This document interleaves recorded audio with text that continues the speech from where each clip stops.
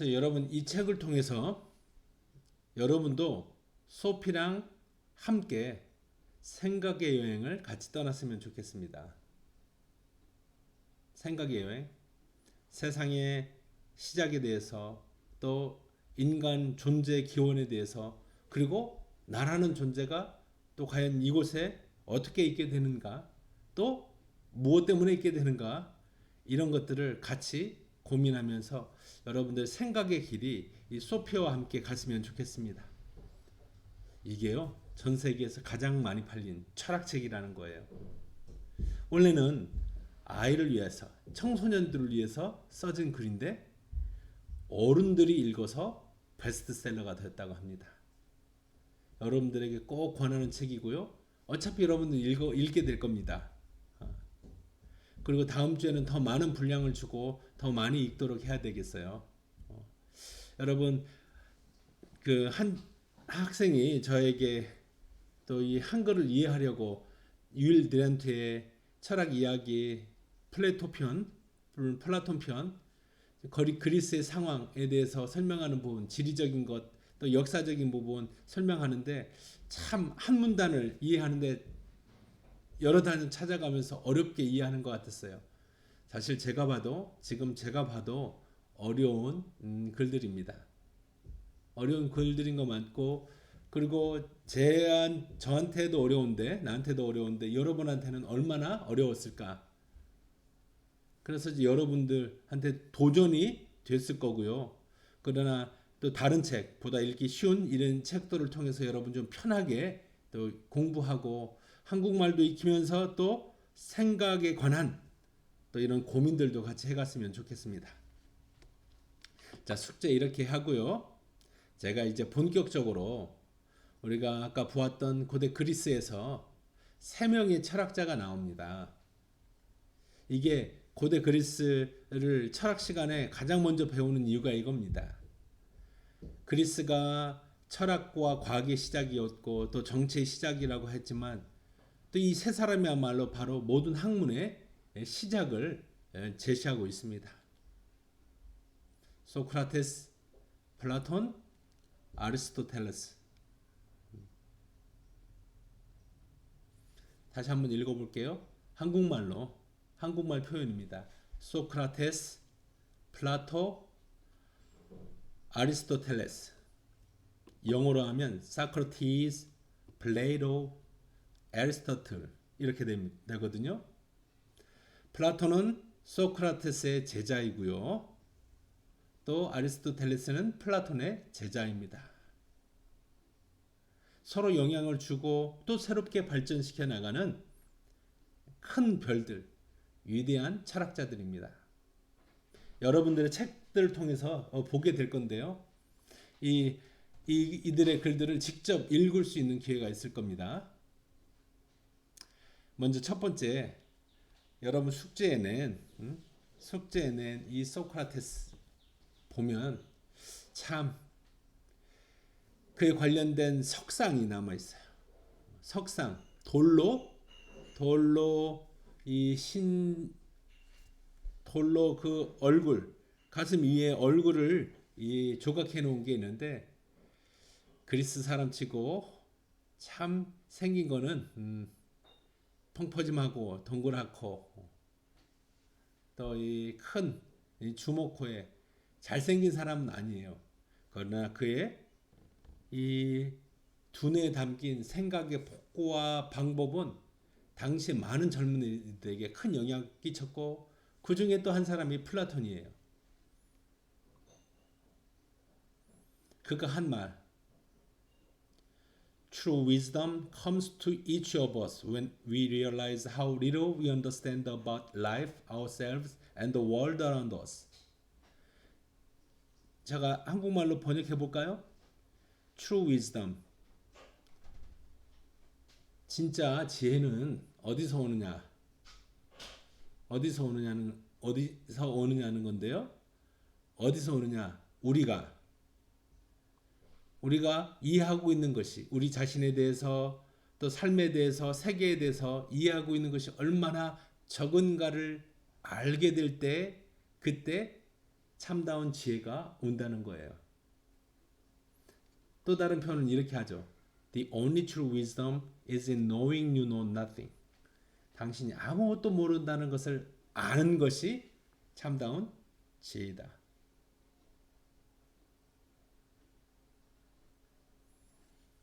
유일한 참된 지혜는 당신이 아무것도 모른다는 것을 아는 거다. 역설 같지만 맞는 거예요. Strong minds discuss ideas, average minds discuss events, weak minds discuss people. 여러분 기억하세요. 강인한 정신은 사상에 대해서 논하고 보통의 정신은 사건에 대해서 이야기하고 약한 정신이 사람에 대해서 이야기한다는 거예요. 누구에 대해서 이러쿵저러쿵 이야기하는 거 weak minds 라고 하는 겁니다.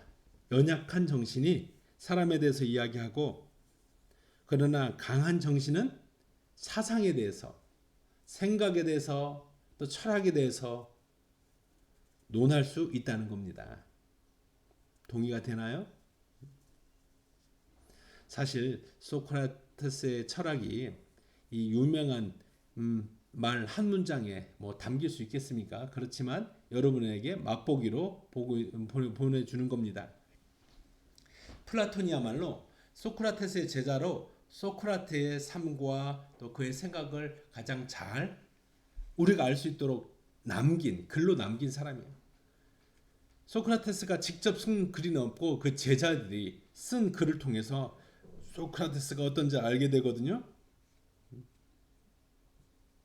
소크라테스는 그렇게 자신이 아는 게 뭐 없다는 것을 깨닫는 이런 무지를 깨달음으로부터 지혜를 시작했고요. 그리고 그가 대화를 시작할 때는 다른 사람이 주변에도 말 잘하는 사람 또 철학자들이 있었어요. 또 많은 젊은이들을 꿰어서 또 자신의 이야기를 듣도록 하고 자신의 이익을 추구하는 많은 소피스트라고 하는 학자들이 있었어요. 유창한 언변으로 사람들을 혹하는 한편 정치인이면서 한편 선생님 같은 사람들 많이 있었어요. 그러나 그들 소피스트들 또 소피스트들에게 영향받은 이 젊은이들에게 이 소크라테스는 대화를 통해서 먼저 그들이 이 이야기하려는 주제에 대해서 그 정의를 묻는 겁니다. 예를 들면 민주주의, 민주정치. 그러면 민주정치가 무엇이냐? 라고 묻는 거예요. 그러면서 그 사람으로 생각하게 하는 거예요. 정의를 내린다. 한 단어의 한 또 개념의 의미들을 상세히 푸는 겁니다. 그가 이해하고 있는 것을. 그리고 또 그 정의와 관련돼서 다시 물어요. 그 정의가 데피니션이 담지 못한 또 다른 의미들, 또 다른 실체들을 묻는 거예요. 이렇게 해서 뭐에 대해서 열심히 말하고 있지만 설명하고 있지만 그가 모르는 것을 깨닫게 해주는 이런 방식으로 소크라테스는 사람들에게 커다란 깨달음과 지혜를 전달해 주었습니다. 제가 퀴즈에서 낸 대로 이 소크라테스가 워낙 당대의 많은 젊은이들의 인기, 존경을 받다 보니까 일부 정치인들, 또 일부 소피스트들, 또 소크라테스를 시기한 나머지 그를 재판에 젊은이들을 현혹했다는 재판에 회부합니다. 이것은 이제 유명한 인류의 역사에 남는 이벤트가 되었어요. 이렇게 젊은이들을 유혹한 그래서 나라의 정치를 어지럽게 했다는 이유로 그가 판결을 받게 되고 그 유죄에 대한 형벌이 사형이었어요. 독약을 먹고 죽게 되는 사형.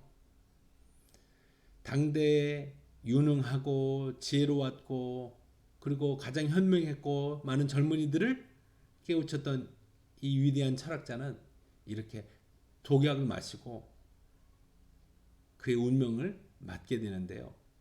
그 마지막 운명의 순간에 많은 제자들이 그 임종의 순간에 함께합니다. 그렇지만 그 끔찍할 수도 있는 그 마지막 순간 독약을 먹고 온몸에 약기운이 퍼져 마비가 되고 그렇게 숨이 멎어갈 때까지 의연하게 점잖게 이 대철학자는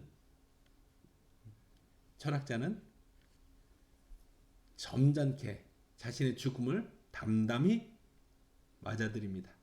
이것이 또한 다른 많은 제자들에게 큰 감화가 되었던 것 같고요. 이게 철학 이야기 첫 장에 나오는 얘기입니다. 플라톤이 그의 글에서 스승의 죽음에 대해서 이렇게 자세히 설명하고 있어요. 그 철학 이야기 1장 우리가 보면서 확인할 수 있는 겁니다. 철학자. 그래서 이 소크라테스는 그걸 강조했어요. 아는 것과 행동하는 것. 그것이 마땅히 일치해야 한다. 합해야 한다.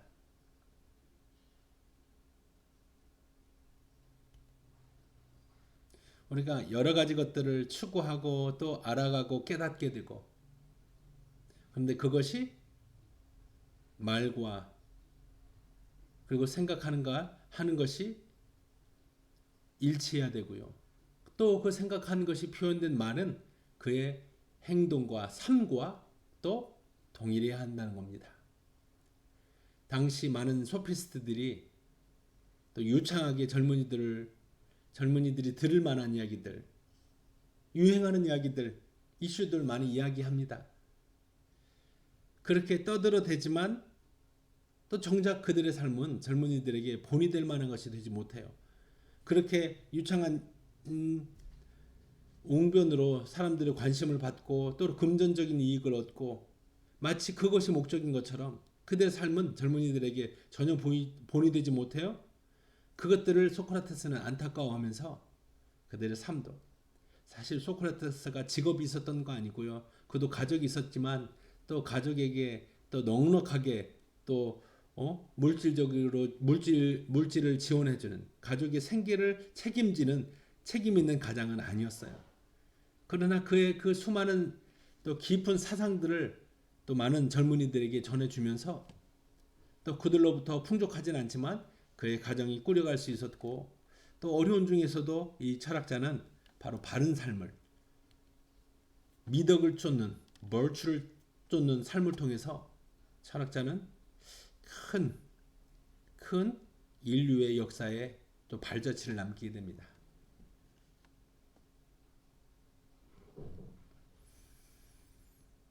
자, 이 노르웨이 14살의 소년 소피는 이 대철학자를 또 통해서 어떻게 삶을 깨달아가는지 우리 숙제를 통해서 계속해서 보도록 하겠습니다.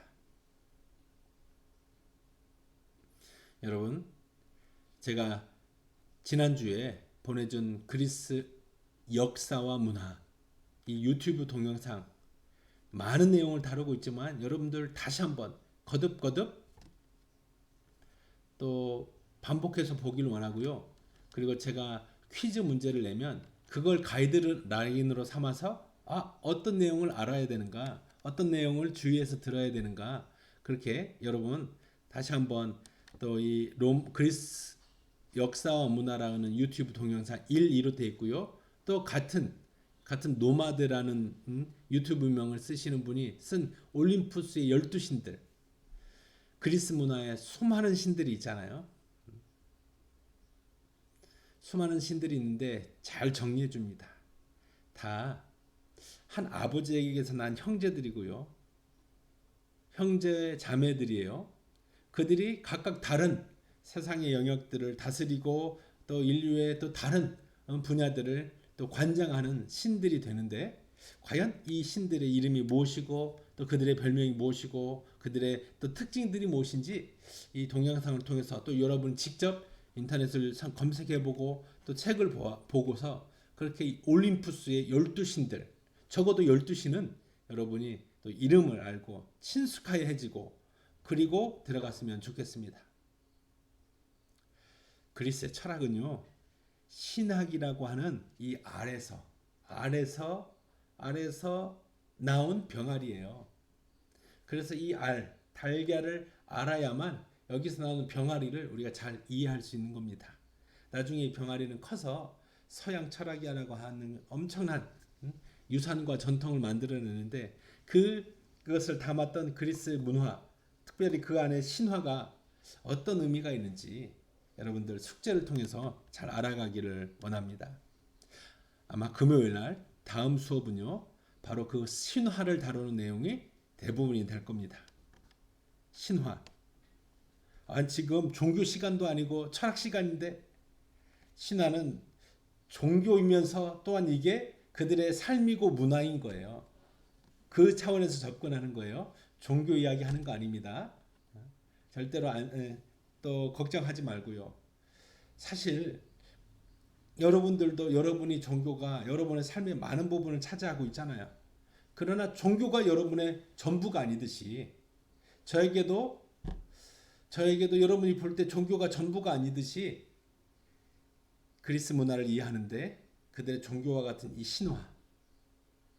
신화를 통해서 그리스 사람들 그리고 그들의 생각을 또 더 가까이 가서 들여다보고 이해하는 시간이 됐으면 좋겠습니다.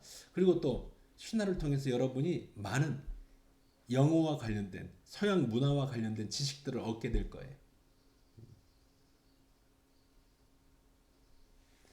그런 점에서 여러분이 주의해서 듣길 바랍니다.